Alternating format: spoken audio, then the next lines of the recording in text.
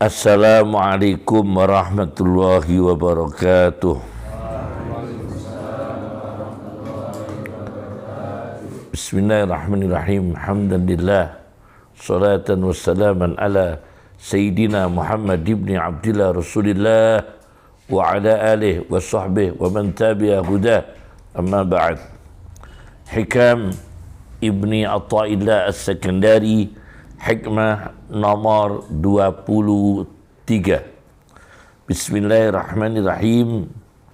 Kami memakai syarhun wa tahlil Profesor Dr. Muhammad Said Ramadan Al-Buti, jilid 1, halaman 327, 328, 329, 331, 333.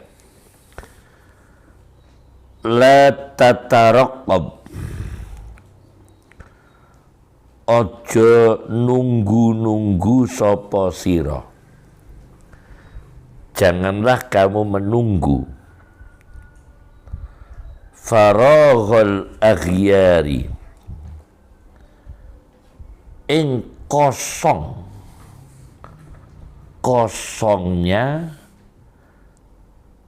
piro-piro ghair. Aghyar jamaknya apa? Ghair, artinya selain Allah. Janganlah kamu menunggu faraghal aghyari, ing kosongnya piro-piro selain Allah. Artinya di dalam hati manusia tidak bisa tidak, pasti ada pikiran selain Allah. Jangan berharap kosong, sama sekali tidak muncul selain Allah. Kan kita harus ingat Allah, wajib kan? Tetapi manusia tidak bisa lepas dari perkara selain Allah, meskipun semua itu ciptaan Allah. Jadi jangan kita berharap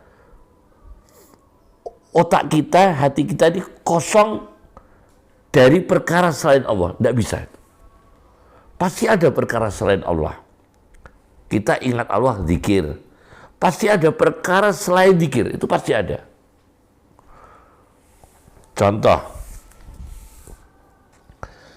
zuyyina linnasi hubbus syahawati minan nisa'i wal banina wal qanatiril muqantarati, surat Ali Imran ayat 14.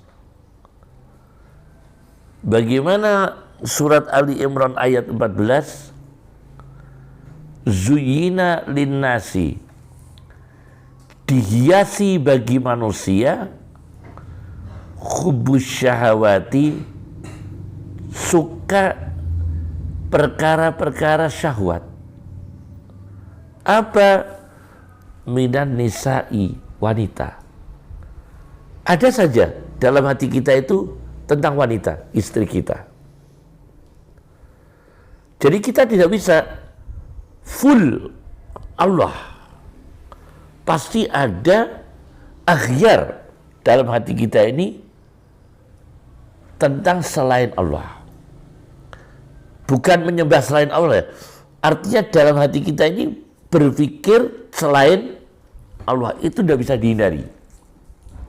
Wanita, istri kita yang halal, sakit kita mikir. Ya kan? Istri kita sakit, kita mikir. Istri kita mau silaturahim, kita mikir. Istri kita minta nafkah, kita mikir. Kan itu selain Allah semua. Aghyar. Wal banina, anak-anak.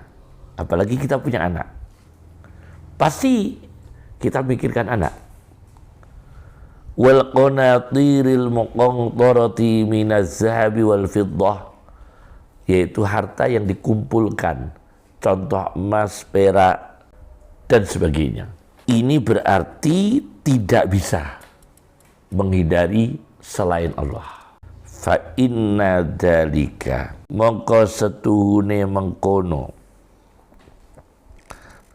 tarakub menunggu kosongnya selain Allah. Iku yaqta'u mutus apa menunggu kosongnya selain Allah tarakkubu faraghil aghyar. Domirnya ya, tarakkubu faraghil aghyar, yaitu menunggu kosongnya aghyar. Apa aghyar? Selain Allah. Kok kita tunggu-tunggu ya nggak hadir-hadir. Misalnya Anda ini tidak pikir uang, mikir selain Allah, kencing, buang hajat, batuk, ya kan itu kan selain Allah itu. Ada saja urusan. Kemudian kram, itu akhir semua. Kok kita ingin total tidak ada urusan selain Allah? Tidak bisa. Iku yaqta'u mutus apa tarakkubu faraghil akhyar ka ing sira an wujudil muraqabati saking adanya muraqabah. Muraqabah itu apa? Mawas diri, diawasi, merasakan diawasi, muraqabah. Lahu kedue Allah. Fima ing dalam perkara huwa kang utawi iya Allah iku muqimuka menempatkan dirimu fihi ing dalam ma perkara. Kita ini ditempatkan Allah pada waktu sedang mengurusi selain Allah. Buang hajat. Itu ghairullah. Makan, minum, hubungan dengan istri. Nah, maka Dr. Said Ramadan Al-Buti mengatakan fala matma'a, maka tidak ada harapan fi ayyatakhallashal insanu, manusia bisa lepas madama fil hayati dunya, selama hidup di dunia tidak bisa lepas min hadhihi syawaghili, dari gangguan-gangguan ini. Allati abbara anha Ibnu Athaillah bil aghyar, yang diungkapkan Ibnu Athaillah aghyar, selain Allah. Manusia tidak bisa lepas dari gangguan selain Allah. Pasti ada saja gangguan selain Allah. Yang mengganggu kita dari Allah itu pasti ada. Kerja, cari uang, di pasar, ya kan? Mengganggu kan sebetulnya itu. Maka tugasnya bagaimana? Muraqabah. Apa muraqabahnya? Muraqabahnya di sini disebutkan. Muraqabahnya di sini disebutkan balil matlubu minhu, yang dicari dari manusia, yang diperintahkan ayya'isha fi ghimariha, dia tetap hidup di gelombang air, di besarnya air, gangguan-gangguan. Wa ayyusari'aha, dia akan melakukan perlawanan, menghadapi gangguan-gangguan itu hatta yataghallaba 'alaiha, sehingga bisa mengalahkan gangguan itu. Fayusakhiruha, maka manusia bisa menundukkan gangguan itu li awamirillah, untuk menjalankan perintah-perintah Allah wa mardhatih dan ridha Allah. Wala yatrukaha tusahiruhu, dan jangan biarkan gangguan-gangguan itu mendudukkan manusia lil insilak, terpeleset fi kham'ati syahwat, di dalam tanah liat hitam syahwat-syahwat, wal akhwa'i, dan hawa nafsu. Ini namanya muraqabah. Jadi gimana? Ya tetap urusan wanita, tapi dipakai untuk ridhonya Allah. Ya tetap duniawi, ya tetap hubus syahwati minan nisa'i wal badina, cinta anak, punya anak, wal qanatiril muqantarati, punya uang, ya tetap, tapi dipakai. Kita yang mengalahkan uang, bukan uang yang mengalahkan kita. Uang kita kalahkan untuk mencari ridha Allah, bukan kita yang dikalahkan oleh uang. Oleh karena itu, di dalam Ibnu Athaillah mengatakan lagi bahwa wasatadallu mawjudah, dan senantiasa gangguan itu selalu ada. Illa anna mutanawwi'atun, gangguan itu bermacam-macam, mutanawwi'atun hasba muqtadayati tabaddul azminah wal amkinah, sesuai tuntutan pergantian waktu dan tempat. Ada saja gangguan. Kita di masjid tidak bisa kita tidak terganggu, pasti ada gangguan. Mikir sepeda motor, mikir beli bensin, mikir beri sholat, mikir bayar parkir. Ke masjid itu mau ibadah, ya. Jadi gangguannya tetap ada. Maka di sini sampai di sini dijelaskan, fa'ila aina tafirru min hadhihi sawaghil, bagaimana kamu bisa lari, kemana kamu lari dari gangguan ini, allati tafidu biha nafsuk, dalam dirimu sendiri mengalir gangguan ini, allati baina jambek, antara kedua sisimu. Apa? Kotoran, buang hajat, gangguan lagi, kencing, gangguan lagi dari Allah. Maka fafirru ilallah, larilah kepada Allah. Fafirru ilallah, kata Ibnu Athaillah As-Sakandari. Ini masalah pertama. Masalah kedua, dalam Al-Quran Ibnu Athaillah menyebutkan ayat 13-14 surat Ibrahim, ketika orang kafir mengancam orang beriman untuk mengusir dari bumi, lanukhrijannakum min ardina, orang-orang beriman kalian akan kita usir dari bumi kita, aw lata'udunna fi millatina, atau kalian yang beriman, yang Islam, kembali menjadi ikuti agama kita, kembali menjadi ikut agama kita.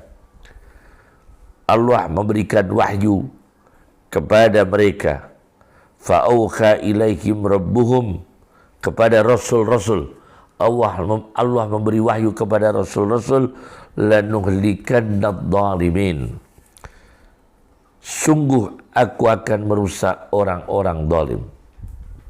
Jadi ada orang zalim, kafir, mengancam orang Islam, mau diusir dari bumi, dari negara. Tetapi Allah menjawab, akan aku hancurkan mereka.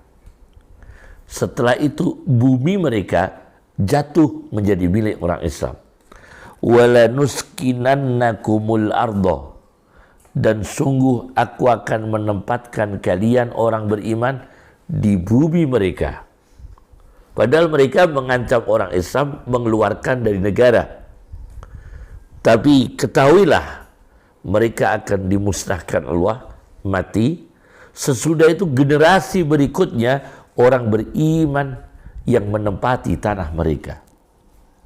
Wala nuskinannakumul ardo mim ba'dihim, sesudah mereka. Berarti orang beriman dijanjikan Allah duniawi. Ya apa enggak? Coba begini. Berarti orang beriman dijanjikan Allah diberi tanah, diberi tempat tinggal, diberi wilayah.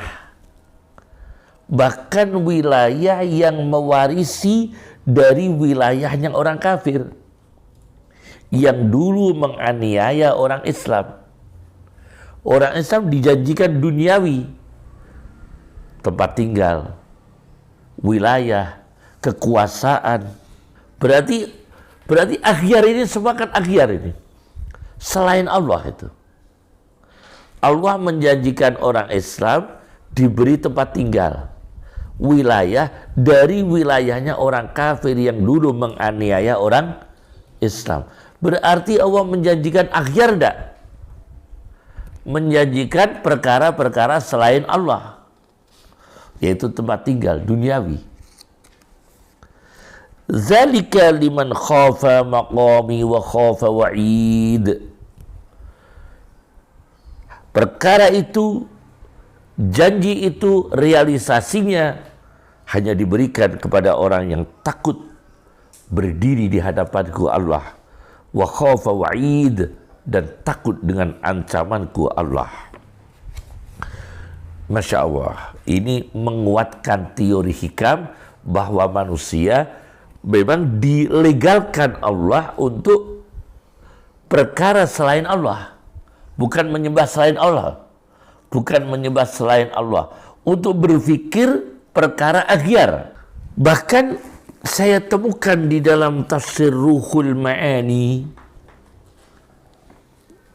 karya Syekh Mahmud Al-Alusi Al-Baghdadi, juz 13 Ruhul Ma'ani,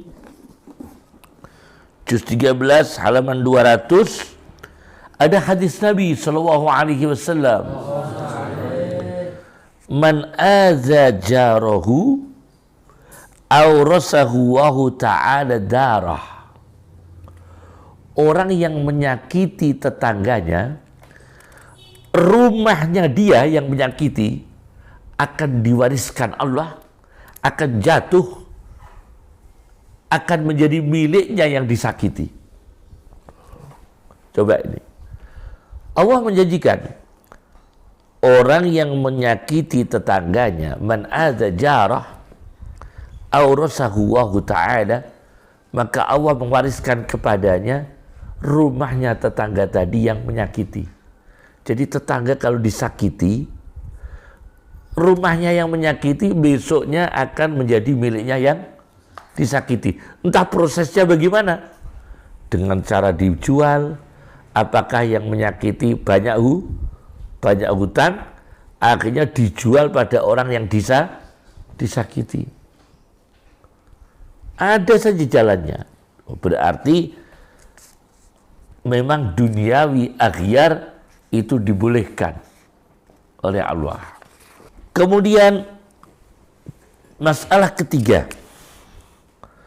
ternyata perkara akhyar itu untuk muraqabah, untuk bagaimana kita diawasi oleh Allah, untuk dipakai musakhar, dipakai, digunakan, ditundukkan untuk mencari ridha Allah. Sebagai contoh hadis Nabi SAW di dalam Sahih Muslim dengan sarahnya Al-Bakhrul Mukhit As-Sajjad fi syarhi Sahih Imam Muslim ibn Al-Hajjaj karya Syekh Muhammad bin Ali bin Adam Ethiopia di jilid 42. Ini syarah Muslim terbesar di dunia abad sekarang, yaitu di jilid 42, hadis nomor 6829. Nabi kita Muhammad SAW mengatakan demikian. Coba direnungi. Wa man yassara ala mu'sirin yassarallahu alaih. Orang yang memberi kemudahan pada orang yang mengalami kesulitan, maka Allah akan memberi kemudahan kepadanya. Nah, berarti kan penting kita punya uang. Punya uang itu penting. Kenapa? Supaya bisa membantu kesulitan orang lain. Nanti kita akan dimudahkan Allah.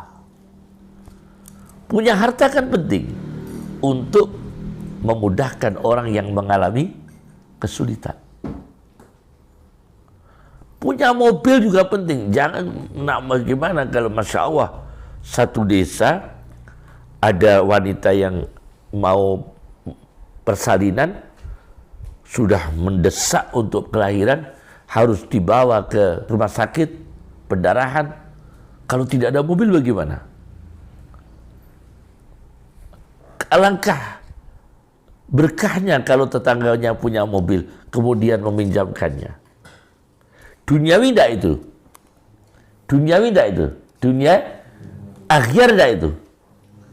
Akhir selain Allah.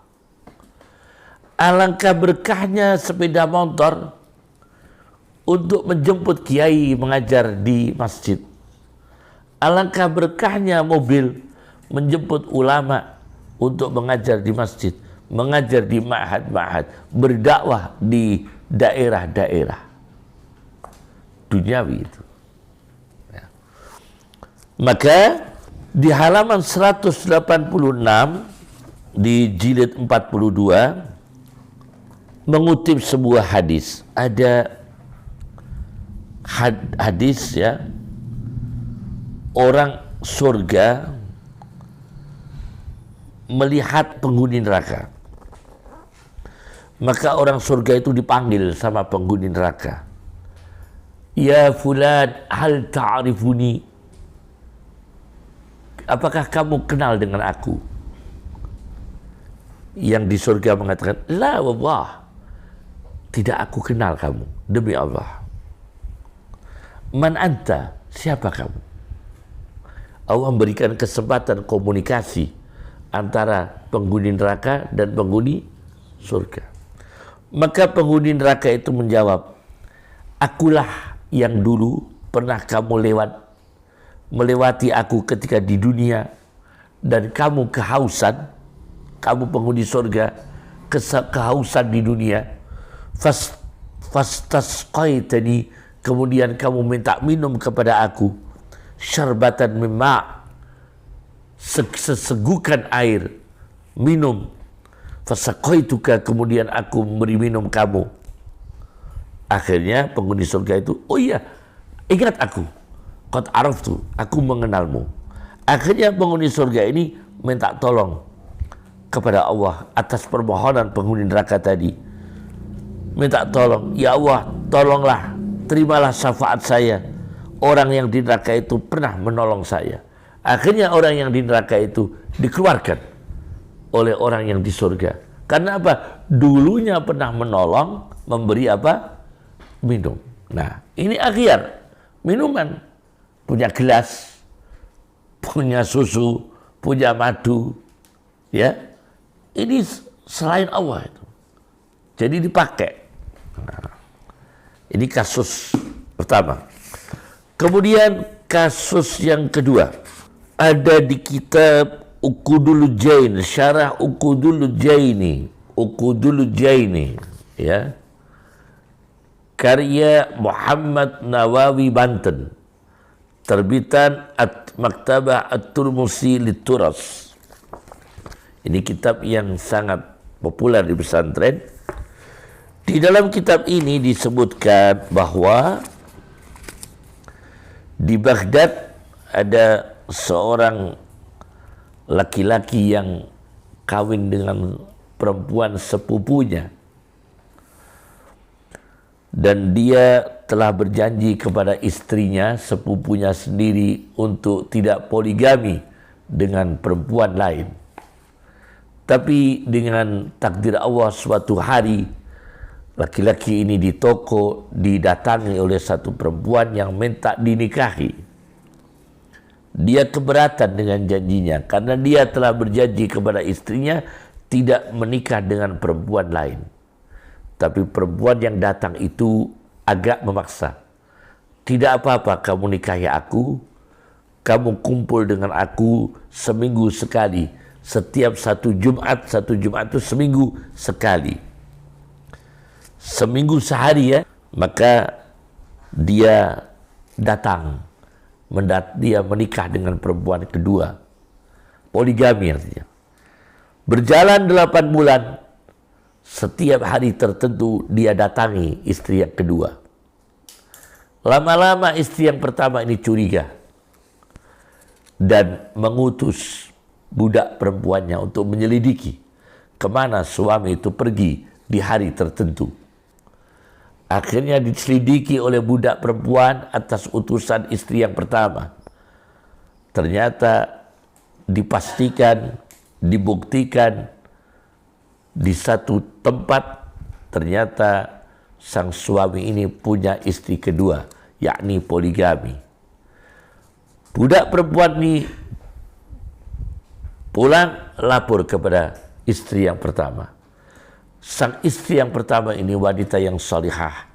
Dia mengatakan kepada budak perempuannya, jangan bocorkan rahasia ini.